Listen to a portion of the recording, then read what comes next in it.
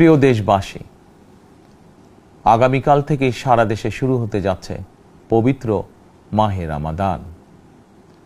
আমি দেশবাসীকে পবিত্র মাহে রমাদানের শুভেচ্ছা জানাই। রমাদান আত্মশুদ্ধির মাস। আমরা যদি আত্মশুদ্ধি শব্দটির মর্মার্থ উপলব্ধি করি, তাহলে এই মাসে মানুষের ভোগান্তি বাড়ার কথা নয়।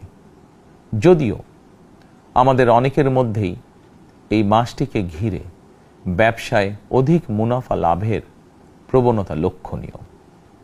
আপনাদের প্রতি আমার বিনীত আহ্বান, রমাদানের পবিত্রতা রক্ষার্থে এই মাসটিকে আপনারা ব্যবসা মুনাফা লাভের মাস হিসাবে পরিগণিত করবেন না।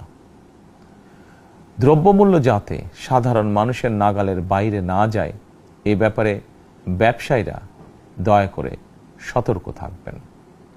হাজারো প্রাণের বিনিময় একটি মাফিয়া সিন্ডিকেটের পতন ঘটিয়ে রাষ্ট্র এবং সরকারের জনগণের অধিকার প্রতিষ্ঠার অঙ্গীকার নিয়েই আমরা রাষ্ট্র পরিচালনার দায়িত্ব গ্রহণ করেছি।